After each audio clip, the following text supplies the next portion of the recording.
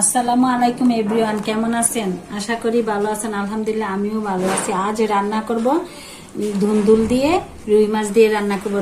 রুই মাছটা কেটে কুটে পরিষ্কার করে ধুয়ে নিয়েছি, ধুন্দুলটাকে পরিষ্কার করে ধুয়ে নিয়েছি কেটে কুটে। ধনিয়া পাতা কুচি করেছি, কাঁচামরিচ পেঁয়াজ কুচি করেছি। কিভাবে রান্নাটা করতেছি আপনাদের সাথে শেয়ার করতেছি। প্রথমে লবণটা দিয়ে দিচ্ছি, হলুদের গুঁড়া, দিয়ে দিচ্ছি মরিচের গুঁড়া। ভালো করে মাখায় আনি। হলুদ মরিচটা ভালো করে মাখায় নিলে মাছটা ভাঙে না, ভাজতে সুন্দর মতো উল্টানো যায়।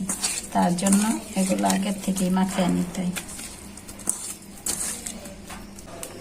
এখন কড়াইটা গরম হয়ে গেছে, তেলটা দিয়ে দিচ্ছি।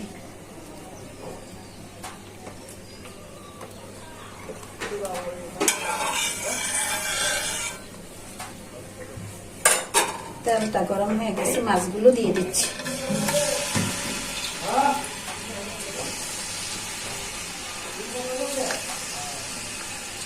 এখন মাছটা ভালো করে ভাজা হয়ে যাবে। মাছটা ভালো করে দুই পাশেই ভাজা হয়ে গেছে, এখন নামিয়ে নিচ্ছি মাছগুলো। দেখুন কি সুন্দর করে ভাজা হয়ে গেছে। আর হলুদ মরিচটা ভালো করে মাখানো হলে আর জালটা যদি ঠিক মতো পরে তাহলে মাছগুলো ভাঙবে না, সুন্দর হবে।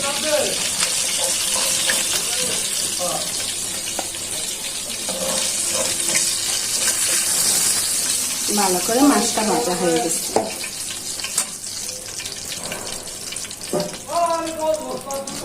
এখানে মাছের তেলটা দিয়ে তরকারিটা রান্না করে নেব।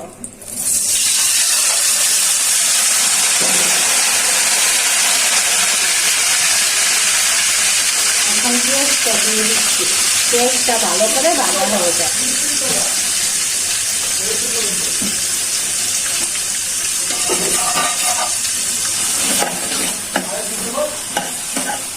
বোনেরা, পেঁয়াজটা প্রায় ভাজা হয়ে গেছে, মশলাগুলো একে একে দিয়ে দিচ্ছি। দিয়ে দিচ্ছি স্বাদ মতো লবণ,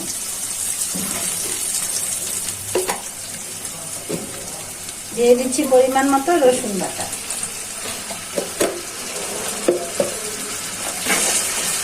এখন মশলাটা যাতে পুড়ে না যায় হালকা একটু ঝোল দিয়ে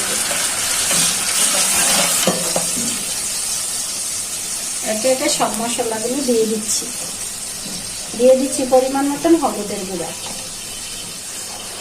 দিয়ে দিচ্ছি পরিমাণ মতন মরিচের গুঁড়া, দিয়ে দিচ্ছি পরিমাণ মতন জিরার গুঁড়া। এখন মশলাটা ভালো করে কষিয়ে নিই।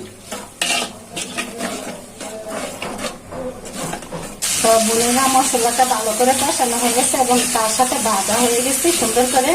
এখন দেখেন তেলটা বেশি গেছে।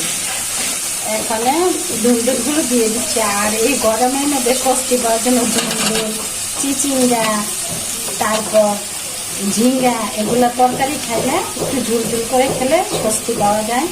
আর শরীর স্বাস্থ্যের জন্য খুবই ভালো। এমনিতে দেখা যেতেছে তরকারি অনেকগুলো, কিন্তু দেখুন মিশাল করতে যাবে, ধুন্দুলটা একদম মিশাল। আর কম সময় তরকারিটা রান্না হয়ে যায়। এগুলো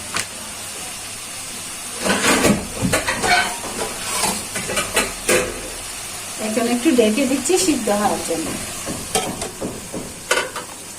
বোনেরা, দেখি কষানোটা হয়েছে না। দেখি কষানো তরকারিটা মিল্লা গেছে একবারে। ধুন্দুল 1 কেজি হলে আধা কেজি হয়ে যায়, রান্নার পর আরো কমে যায়। সিদ্ধ হয়ে গেছে প্রায়। এখন একটু ঝোল দিয়ে দিচ্ছি তরকারিটা ভালো করে হওয়ার জন্য।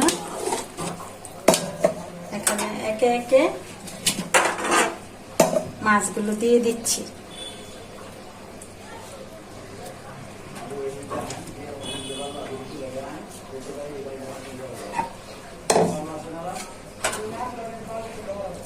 এখন ভালো করে তরকারিটা হয়ে যায়।